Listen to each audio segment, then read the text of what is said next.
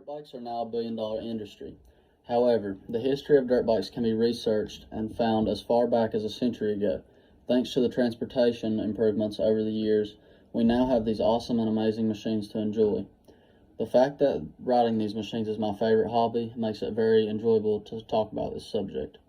A German inventor invented the first gasoline-powered motorcycle.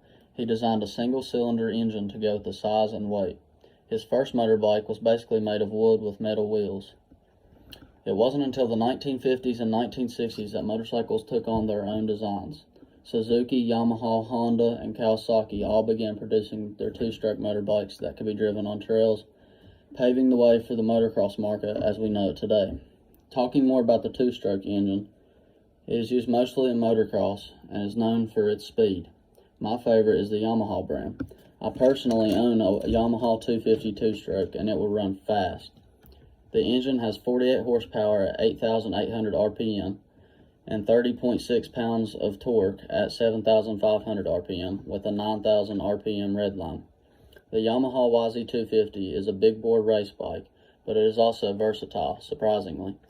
A lot of people mob them for enduro riding because it has a good bottom end power and suspension that can be tuned. I prefer the two-stroke bikes over the four-stroke bikes because of the weight difference.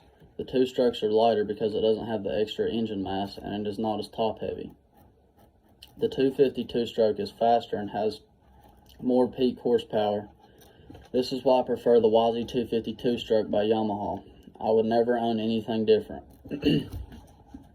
Thankfully, we have lots of options today. Many different makes and brands that are made for beginners to pro riders. I suggest do your own research to figure out the one that fits you best. I recommend riding to anyone who enjoys being outdoors and camping and being out on trails. Just always think about your safety and dress appropriately. Thank you for listening.